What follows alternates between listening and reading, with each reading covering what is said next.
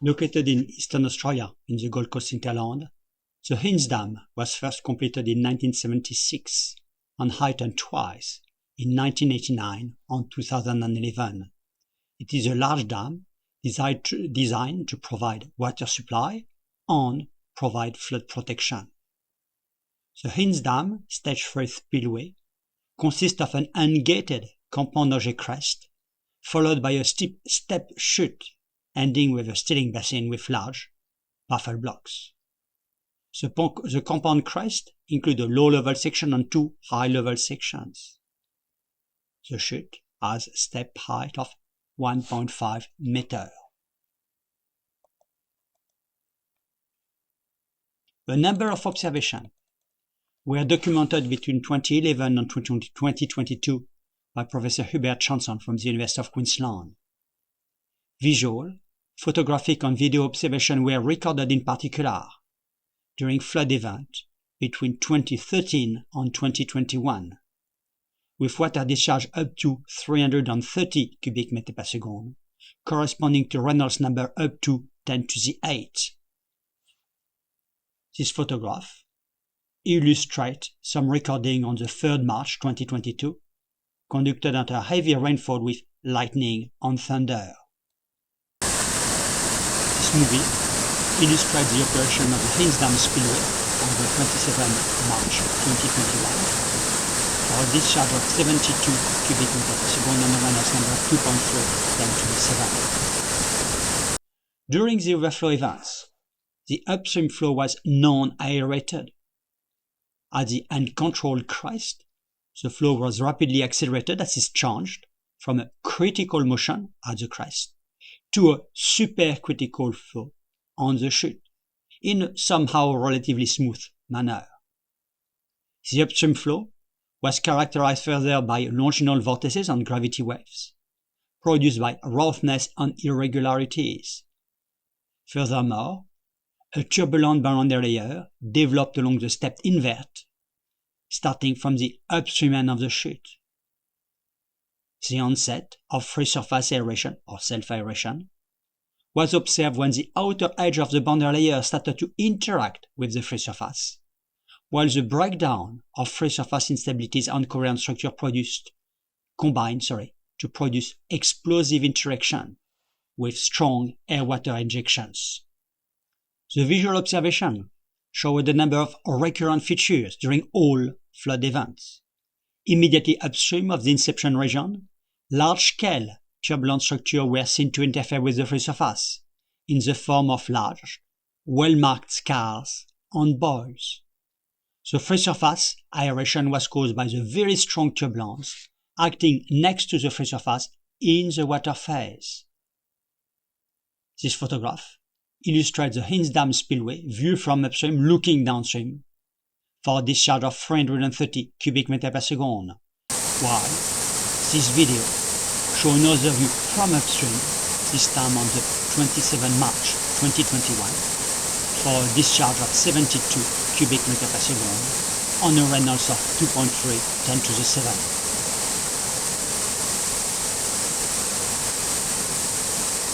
At high discharges corresponding to a skimming flow regime, the inception region presented a network of transient, elongated air-water features. These highly aerated surface ribbons were much longer than wide, with an aspect ratio of length to width in excess of 10. The data across several flood events suggested a dimensionless transverse spacing following this correlation shown here. With this photograph taken on the 24th of March 2021 for a discharge of 140 cubic meters per second on a Reynolds number of 4.5 10 to the 7. Physically, the surface scars highlighted the interaction of one or more tilted quasi-streamwise vortices with the water surface.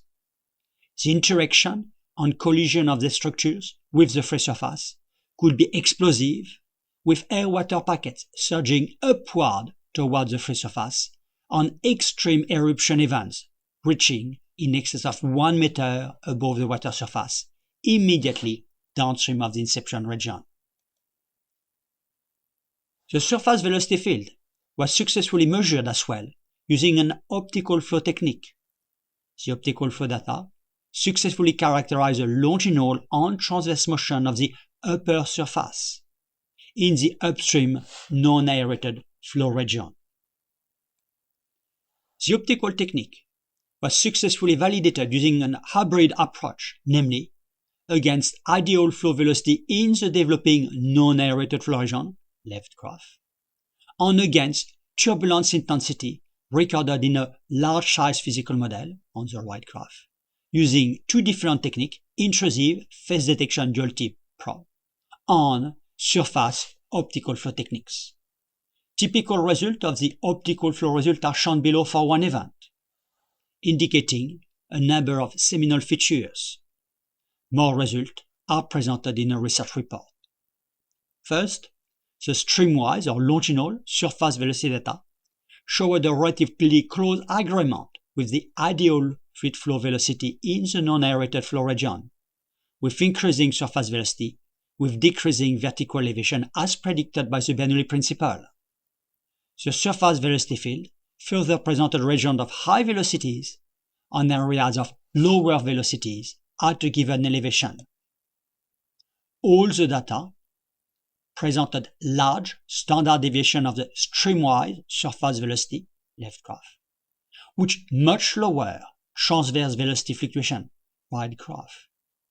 The data yielded longitudinal turbulent intensity of the order of 1, consistent with large size physical model data, while the ratio of transverse to streamwise turbulence intensity indicated a strong surface turbulence anisotropy with a ratio of about 0.2. Low vorticity levels were observed, while consistent with expected result in the developing flow region. The relatively low frame rate implicitly filtered the high-frequency turbulence fluctuation, and the finding must be considered with care. The 2013-2021 observation of the Hinze Dam prototype spillway provided new information on the basic hydrodynamics, inception of resurface erosion, and surface velocity field in a prototype. The present study details some unique insight into the mechanism leading to air entrainment in high-velocity prototype step spillways. The surface velocity measurement presented fascinating features, although limitation cannot be ignored. More information may be obtained from an article published in the ASC Journal of Hydraulic Engineering in the November 2022 issue. A basic understanding of the fluid dynamics processes is critical in many real-world applications, including prototype spillway and hydraulic structures.